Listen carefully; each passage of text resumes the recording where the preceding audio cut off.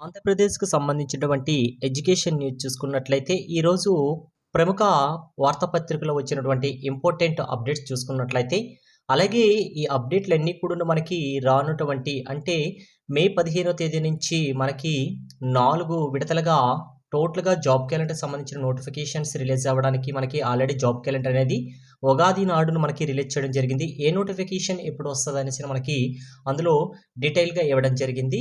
అయితే ఇక్కడ important update విషయం ఏంటని చూసుకున్నట్లయితే, ముందుగా నా యొక్క ఛానల్ ఫాలో అవుతున్న ప్రతి ఒక్క అభ్యర్థులకి కూడాను మొదటగా నా నుంచి అయితే వాళ్ళందరికీ కూడాను thanks for watching and thanks for following my channel.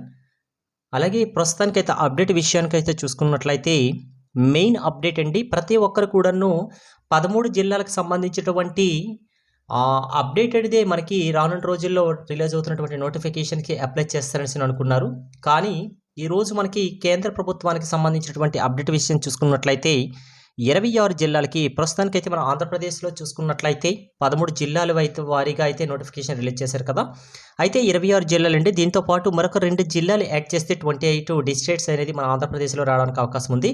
ప్రస్తుతానికైతే అఫీషియల్‌గా 26 జిల్లాలకే ప్రాతిపదికన నియామకాలపై గెజిట్ అనేసి మనకి ఈ యొక్క మెయిన్ హెడ్లైన్స్‌తో అయితే మనకి ప్రముఖ మెయిన్ ఎడిషన్‌లో ప్రతి దినపత్రికలో కూడా రావడం జరిగింది. అయితే కేంద్ర ఆదేశాలకు అనుగుణంగా త్వరలో రాష్ట్రానికి సంబంధించిన నోటిఫికేషన్స్ అనేది రిలీజ్ అవుతుందనేసి కూడా చెప్పడం జరిగింది. అయితే అఫీషియల్‌గా అయితే మనకి త్వరలోనే రాష్ట్రానికి సంబంధించిన గెజిట్ నోటిఫికేషన్ అయితే రిలీజ్ అవుతుంది. ఏంటి గెజిట్ నోటిఫికేషన్ అనే విషయాన్ని చూసుకున్నట్లయితే మనకి ఈ ఛానల్ అలాగా లాస్ట్ వరకు కూడా మీరు చూసినట్లయితే మీకు ఒక ఐడియా అనేది వస్తుంది.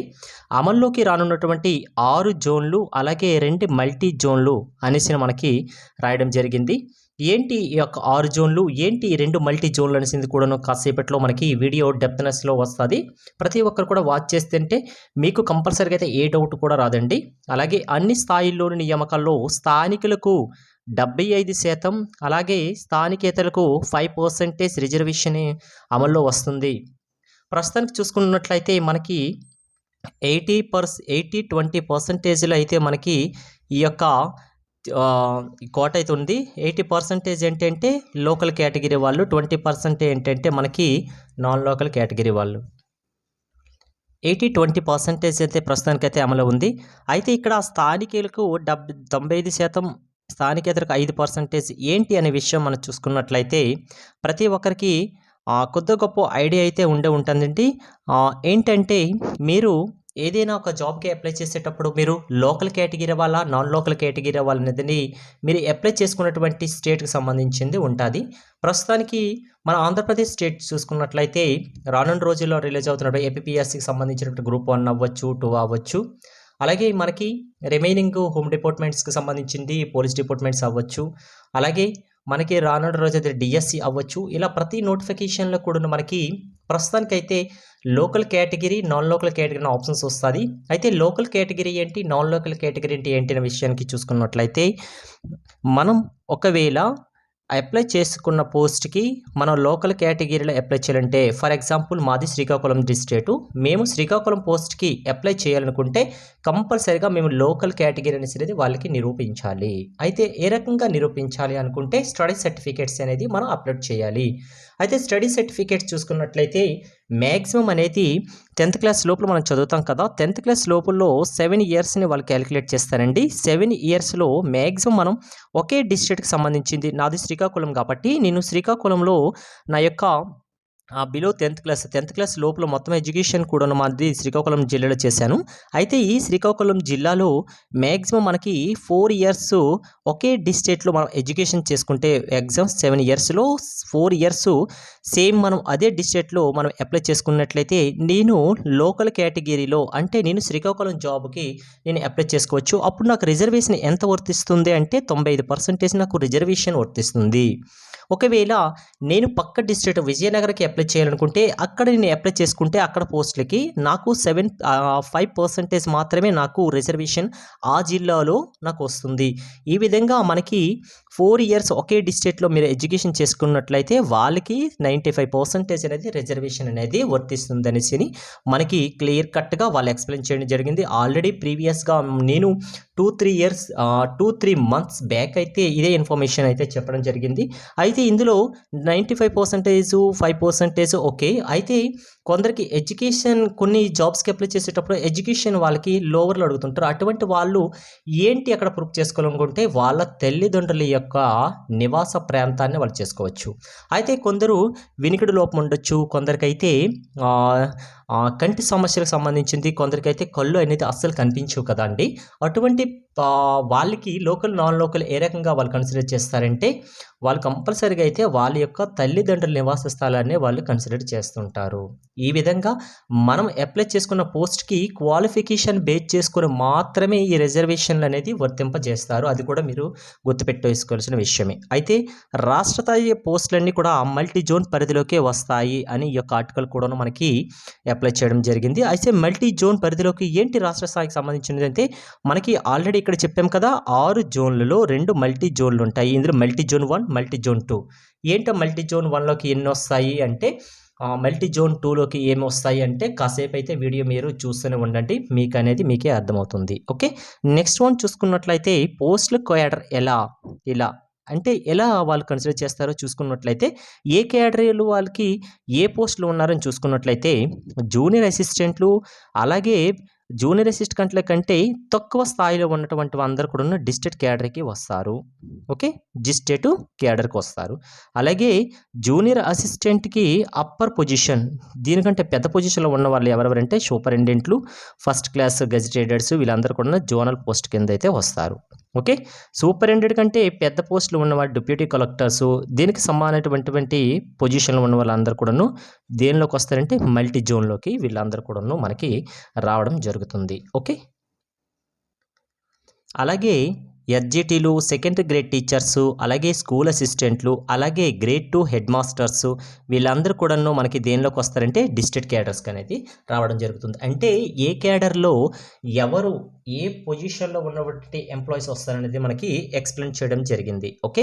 నెక్స్ట్ స్థానికత ఇలా చేస్తారని చెప్పాం కదా! ఆల్రెడీ ప్రీవియస్‌గా చెప్పాం కదా! మనకి లోకల్, నాన్ లోకల్ కన్సిడర్ చేయడంటే మినిమమ్ 7 ఇయర్స్‌లో వాళ్ళు మాక్సిమం అయితే 4 ఇయర్స్ అనేది ఏ డిస్ట్రిక్ట్‌లో అయితే వాళ్ళు ఎడ్యుకేషన్ అనేది చేస్తారో వాళ్ళందరికీ కూడా లోకల్ కేటగిరీకి వస్తారు. అయితే 4 సంవత్సరాలు ఈక్వల్‌గా 4 ఇయర్స్‌కి ఏమాత్రం కూడాను ఎక్కువగా గానుండే నో ప్రాబ్లమ్ అండి. అంతేగాని తక్కువగా ఉంటే నాన్ లోకల్ కేటగిరీలో కూడా వెళ్ళిపోతుంటారు. అయితే ఇది మనకి ఎలా తెలుస్తుందంటే మీ యొక్క స్టడీ సర్టిఫికేట్స్ అందుకే ప్రతి కాంపిటేటివ్ ఎగ్జామ్స్‌కి కూడాను మీకు స్టడీ సర్టిఫికేట్స్ అడుగుతున్నారు. ఎందుకంటే మీరు అప్లై చేసేది లోకల్ కేటగిరీకా లేకపోతే నాన్ లోకల్ కేటగిరీకా అనేది మన యొక్క స్టడీ సర్టిఫికేట్సే మనకి డిసైడ్ చేస్తుంది. ఓకే. అలాగే ఉపాధ్యాయుల బదిలీలు ఉండకపోవచ్చు. అయితే మనకి ప్రతి ఒక్కరికి తెలిసిన విషయమే ఆల్రెడీ ఏప్రిల్, మే సంబంధించినటువంటి ట్రాన్స్‌ఫర్స్ అవ్వచ్చు, లేకపోతే రిటైర్మెంట్స్ అవ్వచ్చు, లేకపోతే ప్రమోషన్స్ అవ్వచ్చు. ఇవన్నీ కూడా మనకి ఏప్రిల్, మేలోనే జరుగుతాయనే విషయం ప్రతి ఒక్కరికి తెలిసిందే. అయితే ఈ సంవత్సరానికైతే ట్రాన్స్‌ఫర్ ఉండకపోవచ్చు అనేసి ఇచ్చారు. ఎందుకు ఉండకపోవచ్చు అని కూడా రీజన్ కూడా వాళ్ళు చెప్పడం జరిగింది. ఉమ్మడి జిల్లాల ప్రాతిపదికన నియమితులైనటువంటి టీచర్లు అంటే ఇప్పుడు ప్రెజెంట్ చాలామంది టీచర్స్ రిక్రూట్ అయ్యారు కదా! వీళ్ళందరూ కూడాను ఇప్పుడు కొత్త జిల్లాల ప్రకారం సర్దుబాటు చేస్తారు. రీసెంట్‌గా మనకి 2025లో రిక్రూట్ అయినటువంటి ఎస్‌జిటీలు అవ్వచ్చు, ఎస్ఏలు అవ్వచ్చు, టీజీటీలు, పీజీటీలు ఇవన్నీ కూడాను రిక్రూట్‌మెంట్ జరిగింది కదా! అయితే ఈ ఉపాధ్యాయులు ప్రెజెంట్ ఉన్నారు కదా! వీళ్ళని మాత్రమే సర్దుబాటు చేస్తారండి. అంతకుముందు నియమితులమంతా సర్దుబాటు చేసేయడానికైతే ఛాన్స్ లేదని కూడా మనకి చెప్పడం జరిగింది. ఈ సర్దుబాటు కారణంగా ఈసారి మనకి ఈ యొక్క ట్రాన్స్‌ఫర్స్ అనేవి చేపట్టకపోవచ్చు అని చెప్పారు. చేపట్టకపోవచ్చు అనేది అది కూడాను ఒక క్వెషన్ మార్క్ అండి. ఏది ఏమైనప్పటికీ కూడా మనకి అఫీషియల్‌గా వెబ్‌లో మనకి వచ్చినంత వరకు కూడా క్లారిటీ ఉండదు. కానీ కంపల్సరీగా అయితే ఈసారి ట్రాన్స్‌ఫర్ ఉండకపోవచ్చు అనే విధంగానైతే మాట్లాడడం జరిగింది. ఓకే. అయితే ఇందాక మనం మాట్లాడుకున్నాం కదా! అసలు మల్టీ జోన్స్ ఏంటి అని చూసుకున్నట్లయితే ఏ జోన్‌లోకి ఎవరు వస్తారు? ఏ డిస్ట్రిక్ట్ వాళ్ళు వస్తారనే విషయం చూసుకున్నట్లయితే మనకి మల్టీ జోన్స్ ఎన్నని చెప్పామో 2 జోన్‌లు ఉన్నాయని చెప్పాము కదా! అందులో మల్టీ జోన్ 1లోకి వచ్చేవి ఏంటంటే జోన్ 1 చూసుకున్నట్లయితే శ్రీకాకుళం, విజయనగరం, పార్వతీపురం మన్యం, వైజాగ్, అనకాపల్లి ఇవన్నీ కూడా మనకి ఎందులోకి వస్తాయంటే జోన్ 1లోకి వస్తాయి. ఓకే. జోన్ 2 విషయానికి వస్తే మనకి Alluri Sitaramaraju, east Godavari, Kakinada, doctor BR Ambedkar, Konaseema ఇవన్నీ కూడా మనకి జోన్ 2లోకి వస్తాయి. జోన్ 3 చూసుకున్నట్లయితే వెస్ట్ గోదావరి, ఏలూరు, ఎన్టీఆర్, కృష్ణా డిస్ట్రిక్ట్స్ ఇవన్నీ కూడా మనకి ఎందులోకి వస్తాయి అంటే జోన్ 3లోకి వస్తాయి. ఈ జోన్ 1, జోన్ 2, ఈ జోన్ 3 ఈ 3 జోన్లు కూడా ఎందులోకి వస్తున్నాయి అంటే మల్టీ జోన్ 1లోకి వస్తున్నాయి. మల్టీ జోన్ 2 ఉన్నాయి చెప్పా కదా, అందులో ఫస్ట్ మల్టీ జోన్ 1లోనికి ఈ 3 జోన్స్ కూడా వచ్చాయి. ఓకే. ఇప్పుడు చూసుకున్నట్లయితే మల్టీ జోన్ 2లోకి వచ్చేవి ఏవేవని చూసుకున్నట్లయితే జోన్ 4 చూసుకుంటే గుంటూరు, అలాగే పల్నాడు, బాపట్ల, ప్రకాశం, అలాగే శ్రీ పొట్టి శ్రీరాములు, నెల్లూరు ఇవన్నీ కూడా మనకి జోన్ 4లోకి వచ్చాయి. జోన్ 5లోకి చూసుకుంటే తిరుపతి, చిత్తూరు, అన్నమయ్య, వైఎస్ఆర్ కడప ఇవన్నీ కూడా జోన్ 5కి వచ్చాయి. జోన్ 6కి చూసుకున్నట్లయితే నంద్యాల, అనంతపురం, కర్నూలు, శ్రీ సత్యసాయి డిస్ట్రిక్ట్స్ ఇవన్నీ కూడా మనకి జోన్ 6లోకి వచ్చాయి. ఇవన్నీ కూడా ఎక్కడ జోన్ 4, 5, 6 అనేది మనకి ఎందులోకి వచ్చాయి అంటే మల్టీ జోన్ 2లోకి వచ్చాయి. Okay. Multi zone 1, multi zone 2లోనికి ఇవన్నీ జోన్స్లోకి వచ్చినటువంటి డిస్ట్రిక్ట్స్. ఇవే మనకి రానున్న రోజుల్లో నోటిఫికేషన్ రిలీజ్ అయితే దీని ప్రకారం మాత్రమే మనకి ఆ రూల్ ఆఫ్ రిజర్వేషన్ అవ్వచ్చు, లేకపోతే మనకి 95% అమలు చేయడం జరుగుతుంది. ఓకే. ఇవన్నీ కూడా చాలా ఇంపార్టెంట్ అండి. ఓకే. అలాగే ప్రజెంట్ చాలామందికి అయితే సీనియారిటీ జాబితా అనేది చాలా రోజుల నుంచి ప్రాసెస్ జరుగుతుంది కదా, అయితే దానికి చివరి దశకు అయితే వచ్చిందండి. టీచర్స్ సీనియారిటీ ప్రోగ్రెస్ రూపకల్పన అంటే టీచర్స్ యొక్క సీనియారిటీ జాబితా అనేది రూపకల్పన అనేసి మనకి ఈ యొక్క హెడ్లైన్స్ అనేది ప్రముఖ దినపత్రికలు రావడం జరిగింది.